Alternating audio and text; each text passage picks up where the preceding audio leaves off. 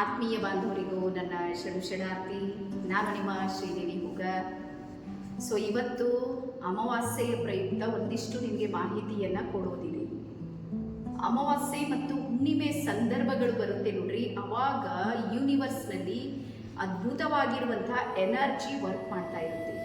ಇಡೀ ಪ್ರಕೃತಿ ಇರುತ್ತೆ ನೋಡ್ರಿ, ಅದು ಪರಿವರ್ತನೆ ಆಗ್ತಾ ಇರುತ್ತೆ. ಸಮುದ್ರಗಳಲ್ಲಿ ಅಲೆಗಳು ಹೆಚ್ಚಿನ ಸಂಖ್ಯೆಯಲ್ಲಿ ಬರುವಂಥದ್ದಿದೆ ಅಂತೇಳಿ ವಿಜ್ಞಾನಿಗಳು ಸಮೇತ ಹೇಳ್ತಾರೆ. ಹಾಗಾಗಿ ಆಕಾಶದಲ್ಲಾಗಿರ್ಬೋದು, ಭೂಮಿ ಮೇಲಾಗಿರ್ಬೋದು, ಎಲ್ಲ ತತ್ವಗಳಲ್ಲೂ ಸಮೇತ ಒಂದಿಷ್ಟು ವೈಬ್ರೇಷನ್ ಮತ್ತು ಫ್ರೀಕ್ವೆನ್ಸಿ ಇದೆ ನೋಡ್ರಿ, ಅದು ಎಕ್ಸ್ಟ್ರಾ ಆಗ್ತಾ ಇರುತ್ತೆ. ಯಾವಾಗಾದ್ರೆ ಸ್ಪೆಷಲಿ ಅಮಾವಾಸ್ಯೆ ಮತ್ತೆ ಹುಣ್ಣಿಮೆ ಸಂದರ್ಭದಲ್ಲಿ. ಹಾಗಾಗಿ ಎಲ್ಲಿ ಬ್ರಹ್ಮಾಂಡದಲ್ಲಿ ಏನೋ ಒಂದು ಪರಿವರ್ತನೆ ಆಗುತ್ತೆ ನೋಡ್ರಿ, ಅದು ನಮ್ಮ ಪಿಂಡಾಂಡದ ಮೇಲೂ ಸಮೇತ ಅದು ಪ್ರಭಾವ ಬೀರುತ್ತೆ. ಅದಕ್ಕೆ ಹೇಳ್ತಾರೆ ಯಥಾ ಬ್ರಹ್ಮಾಂಡೆ ತಥಾ ಪಿಂಡಾಂಡೆ. ಹಾಗಾಗಿ ಯಾವಾಗ ಬ್ರಹ್ಮಾಂಡದಲ್ಲಿ ಎನರ್ಜಿ ಮತ್ತು ಫ್ರೀಕ್ವೆನ್ಸಿ ಜಾಸ್ತಿ ಇರುತ್ತೆ, ಅದನ್ನ ನಾವೇನಾದ್ರೂ ಮೆಡಿಟೇಷನ್ನ ಥ್ರೂ ಬ್ರಹ್ಮಾಂಡದ ಜೊತೆಗೆ ನಾವೇನಾದ್ರೂ ಕನೆಕ್ಟ್ ಆದ್ರೆ ನಮ್ಮೊಳಗೂ ಸಮೇತ ಎಕ್ಸ್ಟ್ರಾ ಎನರ್ಜಿ ಕನೆಕ್ಟ್ ಆಗೋದಕ್ಕೆ ಸಾಧ್ಯ ಇದೆ.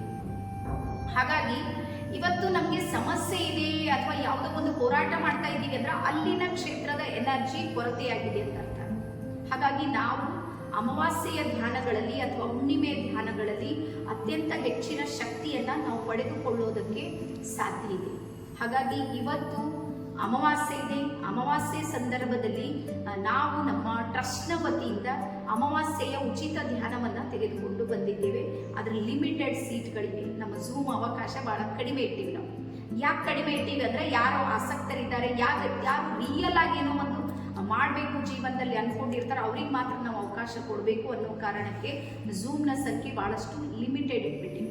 ಹಾಗಾಗಿ ನಿಮಗೂ ಏನಾದರೂ ಆಸಕ್ತಿ ಇದೆ, ನನ್ನ ಲೈಫ್ನಲ್ಲಿ ಒಂದು ಎನರ್ಜಿಯ ಅವಶ್ಯಕತೆ ಇದೆ, ಅಥವಾ ಇರುವ ಜೀವನವನ್ನು ಬಹಳ ನಾನು ಸಂಘರ್ಷ ಮಾಡ್ತಾ ಇದ್ದೀನಿ, ಅದಕ್ಕೊಂದು ರಿಲ್ಯಾಕ್ಸ್ ಮೋಡಿಗೆ ನಾನು ತಗೊಂಡು ಬಂದು ಇವತ್ತು ನಾವು ಸಕ್ಸಸ್ ಆಗದೇ ಇರೋದಕ್ಕೆ ಏನು ಅಂದ್ರೆ ಬಹಳ ಸಣ್ಣ ಚೌಕಟ್ಟಿನಲ್ಲಿ ಬದುಕ್ತಾ ಇದ್ದೀವಿ.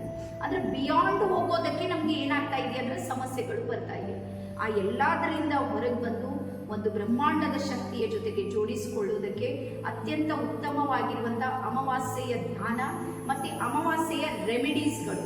ಅಂದ್ರೆ ಅಮಾವಾಸ್ಯೆಯ ಸಂದರ್ಭದಲ್ಲಿ ನಾವು ಏನೆಲ್ಲವೂ ಆ ಶಕ್ತಿಯನ್ನ ಗ್ರೋತ್ ಮಾಡ್ಕೊಳ್ಳೋದಕ್ಕೆ ಮಾಡಬೇಕು ಅನ್ನುವಂಥದ್ದನ್ನ ಒಂದಿಷ್ಟು ಮಾಹಿತಿ ನಾನು ನಿಮಗೆ ಕೊಡೋದಕ್ಕೆ ತಯಾರಾಗಿದ್ದೀನಿ.